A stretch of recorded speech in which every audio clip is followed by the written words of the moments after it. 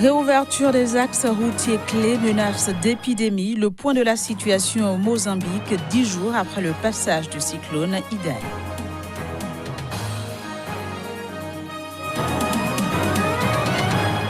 Les Comoriens sont dans l'attente des résultats du scrutin présidentiel et il s'est tenu le dimanche dernier.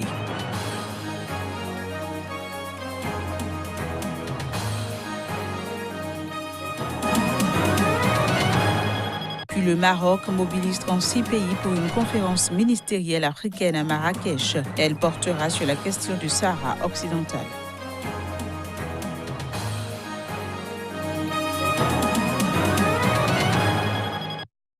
Voilà pour le sommaire. Bienvenue à toutes et à tous dans cette nouvelle page de l'information sur Sika TV. Des milliers de rescapés toujours isolés 10 jours après le passage du cyclone Idai au Mozambique vont pouvoir recevoir nourriture, tentes et médicaments. Et ce grâce à la réouverture d'axes routiers clés essentiels dans ce pays désormais menacé par des épidémies qui constituent selon la Croix-Rouge de vraies bombes à retardement. Les précisions, ce sera dans cet élément. 10 jours après le passage du cyclone Ida, le Mozambique a rouvert ses axes routiers clés, ce qui permettra l'entrée d'aide humanitaire. Ainsi, des milliers de rescapés, toujours isolés, vont pouvoir recevoir nourriture, tentes et médicaments. L'accès à l'eau devrait aussi être rétabli à Bouzi. Du côté de la Croix-Rouge, on craint une menace d'épidémie. La Fédération internationale des sociétés de la Croix-Rouge et du Croissant-Rouge met en garde contre un risque élevé de maladies transmises par l'eau comme le choléra et le paludisme, ce dernier étant endémique dans la région compte tenu des eaux stagnantes, du manque d'hygiène, des corps en décomposition et de la promiscuité dans les centres d'hébergement. Le cyclone qui a provoqué inondations monstres et éboulements de terrain et prix de coulée les secours a fait plus de 700 morts au Mozambique, pays le plus touché, et au Zimbabwe voisin. Les inondations ont déjà détruit environ un demi-million d'hectares de récoltes selon OCHA, laissant craindre des pénuries alimentaires dans les mois qui viennent. Au total, près de 2 millions de personnes ont été touchées par le cyclone et ses inondations en Afrique australe. Nombre d'entre elles ont perdu maison, récoltes et vêtements. En République démocratique du Congo, l'épidémie de fièvre hémorragique Ebola qui sévit dans les provinces du Nord Kivu et de l'Ituri depuis le 1er août 2018 a franchi ce dimanche le seuil des 1000 cas, ce qui confirme ainsi sa position de la plus dangereuse et meurtrière épidémie d'Ebola enregistrée dans le pays. C'est du moins ce qu'a indiqué dans un communiqué le ministère de la Santé du pays. Plus de 1000 personnes ont été contaminées par le virus Ebola depuis le début de l'épidémie qui frappe l'Est de la République démocratique du Congo, la plus grave après celle en Afrique de l'Ouest en 2014.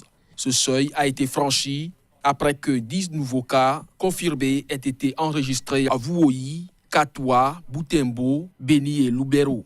Depuis le début de l'épidémie, déclaré le 1er août 2018, le cumul des cas est de 1009, dont 944 confirmés et 65 probables, a annoncé le ministère de la Santé dans son bulletin épidémiologique diffusé ce dimanche soir. Il s'agit de la plus grave épidémie d'Ebola après celle qui a fait plus de 10 000 morts en 2014 en Guinée, au Libéria et en Sierra Leone. Avant d'être une urgence de santé publique, une épidémie d'Ebola est avant tout un drame humain et social, note le docteur Oli Ilunga Kalenga, ministre de la Santé.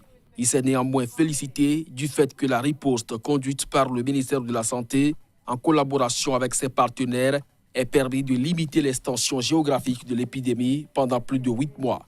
Le docteur Oli Ilunga Kalenga a estimé qu'au-delà des avancées médicales, seule l'appropriation de la riposte contre Ebola par la communauté peut conduire à la fin définitive de l'épidémie d'Ebola, la plus meurtrière de l'histoire de la RDC.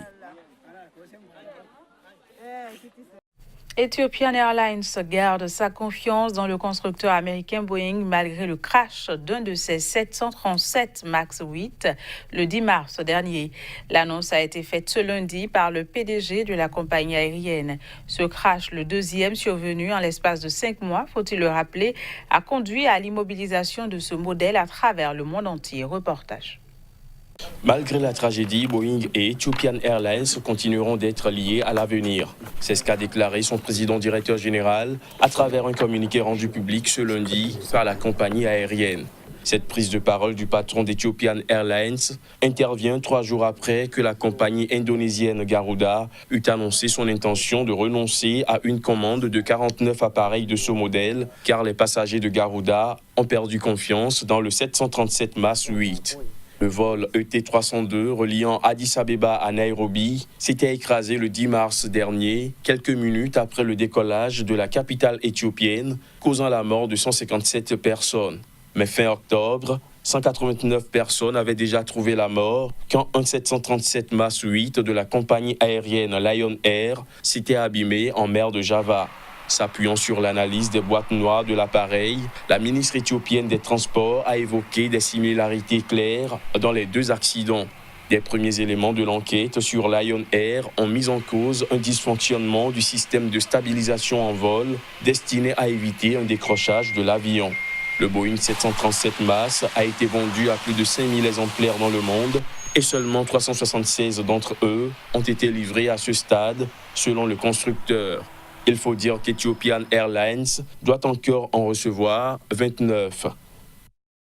Les Comoriens sont toujours dans l'attente des résultats de l'élection présidentielle qui s'est tenue le 24 mars dernier. Selon le ministre de l'Intérieur Mohamed Daoudou, l'annonce du verdict pourrait intervenir ce mardi. Voici les détails.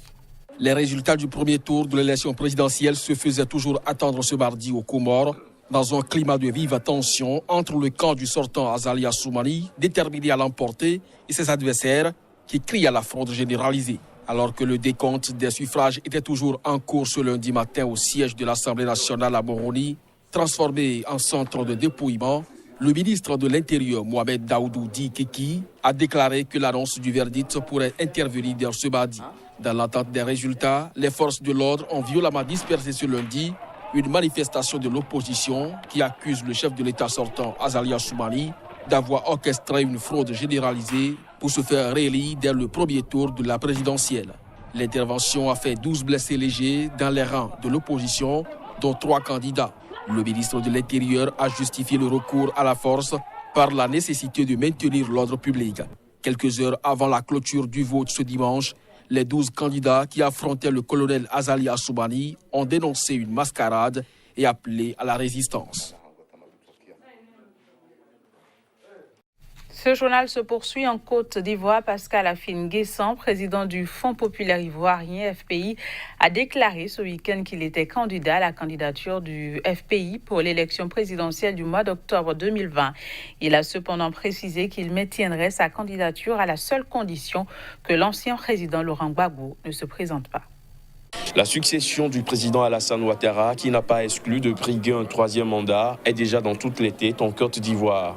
Pascal Afine-Guessant a annoncé ce week-end qu'il est candidat à la candidature du Front populaire ivoirien, parti fondé par Laurent Gbagbo pour la présidentielle d'octobre 2020, mais à condition que l'ancien président ne se présente pas. Pour le président du FPI, il est important d'aménager un plan B au cas où le président Laurent Gbagbo ne serait pas là. Acquitté par la Cour pénale internationale, Laurent Gbagbo est actuellement en liberté conditionnelle à Bruxelles en attendant un éventuel procès en appel.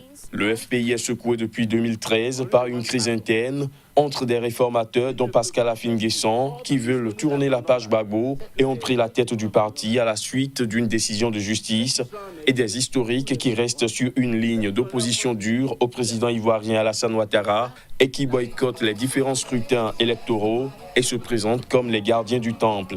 Le parti est depuis divisé en 2 branches rivales qui utilisent tous deux le nom FPI. Je l'annonçais en titre, le Maroc a mobilisé ce lundi le soutien de 36 pays. Ils seront réunis en conférence ministérielle africaine à Marrakech contre toute interférence dans le processus politique des Nations Unies sur le règlement du statut du Sahara occidental. Reportage. Le royaume chérifien a convoqué 36 pays en vue d'une conférence ministérielle africaine devant avoir lieu à Marrakech. Elle aura pour but d'empêcher toute interférence dans le processus politique des Nations Unies sur le règlement du statut du Sahara occidental. La convocation de cette réunion coïncide avec la tenue à Pretoria d'une conférence de la communauté de développement de l'Afrique australe destinée à affirmer le soutien de la région à la décolonisation et l'autodétermination du Sahara occidental en préconisant une solution politique juste. La conférence de Pretoria réunit 10 pays de l'Union africaine, dont la République arabe sahraoui et son allié algérien, ainsi que les traditionnels soutiens du Polisario comme Cuba ou le Venezuela. Les termes des conférences de Marrakech et de Pretoria reflètent la ligne de fracture entre le Maroc et les indépendantistes du Front Polisario. Notons que le Maroc vient de signer avec l'Union européenne un accord d'agriculture et de pêche, incluant les produits en provenance des provinces du Sahara, alors que le texte de la communauté de développement de l'Afrique australe appelle à mettre fin à l'exploitation illégale des ressources naturelles du territoire occupé. Et plus d'un mois après le début de la mobilisation, les Algériens continuent de réclamer dans les rues le départ pur et simple d'Abdelaziz Bouteflika. Les corps de métier se succèdent dans les rues des villes du pays pour appuyer la mobilisation nationale. Cette fois-ci, c'est au tour ce lundi des architectes et des agents municipaux. Ils réclament la fin immédiate du 4e mandat. Suivons un extrait de propos. Aujourd'hui, on est ici, à Argy, à la Grande Poste, pour une marche des communaux, pour dire non prolongement de ce système, non prolongement du 4e mandat, que ce système dégage définitivement. On n'a qu'à partir, nous sommes des Algériens, on réclame nos droits, pas plus. Nous sommes des fonctionnaires, on travaille pour cette Algérie, pour que ce soit une Algérie meilleure. On sort pour maintenir la pression sur ce pouvoir pour qu'il parte et pour qu'on puisse enfin construire une république digne de nos martyrs et de tous les sacrifices que notre peuple à travers l'histoire a pu faire. Voilà. Nous nous sommes rassemblés aujourd'hui pour dire que l'architecte ne doit pas être exclu de la société, qu'il doit être un maillon essentiel de la société et qu'il doit pas participer à l'édification de la Deuxième République. Donc nous sommes là, nous sommes les bâtisseurs en fait de la Nouvelle République de l'Algérie post-22 février. Voilà, c'est sur ces propos que prend fin ce journal que j'ai eu du plaisir à vous présenter. Mesdames, Messieurs, merci de l'avoir suivi. Très bonne suite au programme sur SICA. Au revoir et à demain.